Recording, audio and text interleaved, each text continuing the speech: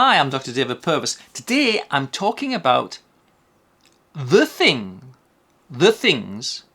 that stop you having the kind of life that you want. Now, the principle is this. All change starts with dissatisfaction. Now, because human beings are problem solvers, you're a problem solver. If you're dissatisfied with something, you typically solve the problem. So if you're dissatisfied because your grass is too long, you cut the grass. If you're dissatisfied because your car is dirty and you feel a bit embarrassed, you wash the car. But if the problem is unseen, if it's difficult, if you don't know what it is, if you can't put your finger on it, but importantly, if it's psychological, there is a tendency to live with the problem and just sort of get on, with the assumption that at some point it'll figure itself out. Thing is, a lot of times psychological problems don't figure themselves out by themselves because they just don't. And this is an example here. Suppose you're dissatisfied with your relationship. Now, an unsatisfactory relationship, it's a very common sort of social problem. And you might think, well, it's a problem that you could solve. You could, in a sense, leave the relationship. But suppose you had a self-limiting belief, a belief that limits your options in life. Let's say you thought to yourself, I'm no good on my own. I can't be alone. I might not find anyone else. You can see that those beliefs are going to make you act in a particular way. They're going to tell you what to do, really. They're going to say, well, don't do it. You might not find anyone else, and you can't be alone. Therefore, you better stay with what you've got, because at least you've got company. And I have spoken to many, many people over the years who hold those self-limiting beliefs and remain in unsatisfactory relationships. And you could be in an unsatisfactory relationship the whole of your life, and really. And that self-limiting belief is the thing that holds you in that prison. Now, I'm a big fan of the idea that we should have the best life we can, because we only get the one go round on the merry-go-round, and we all go to the terminus. And so we want to have as good an experience as we can, and so that we can say, well, I've had a good life. It's been a blast. But if you're dominated by self-limiting beliefs, it's really hard to say that it's been a blast, because you're likely to be doing things and having experiences that limit your opportunity and your potential to have a good time. Now, I think that self-limiting beliefs often get absorbed through the skin when you're a kid. So suppose you moved schools a few times, so you come into a new class halfway through the year, the friendship groups are already formed. It can be hard to make new friends, right? So you might form a belief, right? It's hard to make friends. People don't like me, I'm not very friendly, people seem to I'm not important to anyone. And you might say, well, okay, I can recognize the circumstances that made this belief come into being. You might say, well, okay. But you might be 9, And how is that belief relevant to you if you're 39 or 49 or 59 or 69 or 79?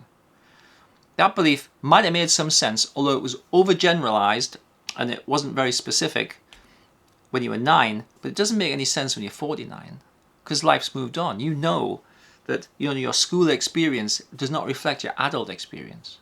It's a self-limiting belief. It's a belief that limits your ability to have a good life. Suppose you're in a bad school and the teachers weren't spending all the time doing sort of social care kinds of things, and the teaching was very poor. And then you tried some tests and you didn't do very well. You might have formed the belief, I'm not very clever. Or you might have been in a class with lots of high achieving people, and home life was a bit disruptive. You might have formed the belief, I'm not very clever. I mean, lots of circumstances in which you might form the belief, I'm not very clever. And in fact, there's huge amount of research on even the way teachers teach you, and their expectation of you determines whether you think that you're clever or not. The teacher's expectation makes you look clever or makes you look less clever, without anything to do with you. So fair enough, the sort of belief was formed when you were a kid, but if you were 9 when this belief was formed, how is this relevant to you when you're 39? It's not. I mean, it's understandable, but it's not relevant.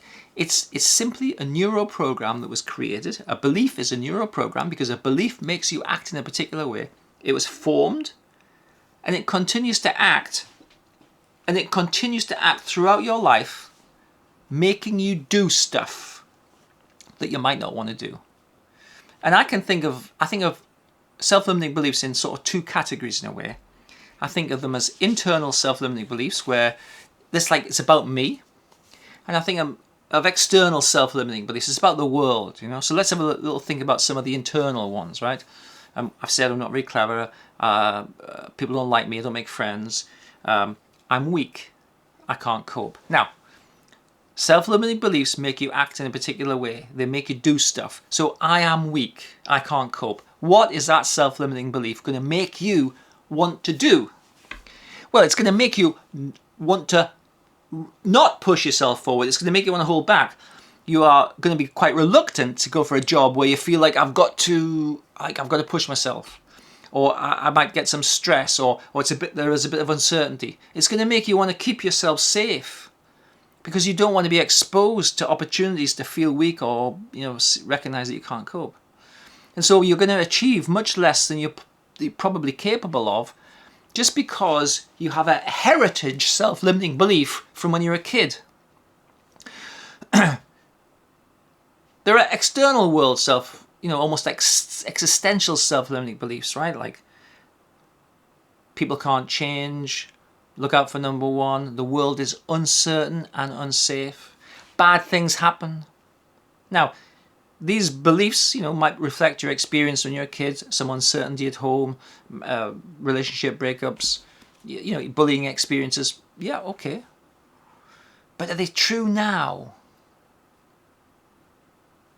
If you had a self-limiting belief that the world is unsafe and uncertain, what's that going to make you want to do? What's it going to tell you to do? It's going to tell you to be very, very careful, not to expose yourself to anything a bit unusual. And it's going to make you, to a degree, want you to be quite controlling of things, because the alternative is uncertainty and sort of out of control emotions. This pushes you towards the obsessive and the compulsive kind of spectrum of things. But it also makes you controlling of people. I mean, people don't like to be controlled as a general principle. So, how do you get rid of your self-limiting beliefs? Well, the first thing is we have to go through a few steps, and it's not that difficult, and it's really profoundly important if you want to have a good time, a good experience, if you want to maximize your potential to do the interesting things that you want to do in your life. The first thing is this: what are you dissatisfied with? You have to say, and I'd write this down as a sort of a writing exercise. I think it's pretty powerful when you write stuff down. What are you dissatisfied with? Let's say my career. Okay, I don't like my job. I'd like to have more freedom. I don't like the people I work with. The first thing you have to do is to write down what you're dissatisfied with. Okay, I'm dissatisfied with my career. Okay, fair enough. Lots of people are. It's too stressful. I don't really like the people. I don't like the work. I'm not really interested anymore. I'm a bit fed up with it. Okay. What is your alternative? What's the alternative that comes to mind that you'd like to do to improve your satisfaction with your career? I'd like to have a small business. I'd like to work for myself. I'd like to work from home. So I've got to do the childcare, more flexibility in time. I just want to be able to be in charge of my career for a while. Okay, fine, absolutely good. Have other people done this? Have other people set up small businesses? Is it a new thing? I'd like to live on Mars. Nobody lives on Mars. You can't, it's not realistic. Have other people set up small businesses? Yes, they have. Okay. So it's a doable thing. So if you were to do it, what do you fear might happen? If I was to set up a small business, I fear that I would lose all my money, I would fail, and people would see that I can't cope, I can't do it, people would see that I'm not good enough. People will think, and now we have our self-limiting belief. What other people think about us is often our self-limiting belief about ourselves. Because self-limiting beliefs are internal, we tend not to think of them so much, we just tend to express them as, that's what other people think about me. So, now that you recognize what other people, fantasy, fictional people that don't really exist, what they will think about you, that's your self-limiting belief. Your self-limiting belief is keeping you safe by preventing you from trying, okay? But it's also preventing you from succeeding. Now, how many people have started small businesses?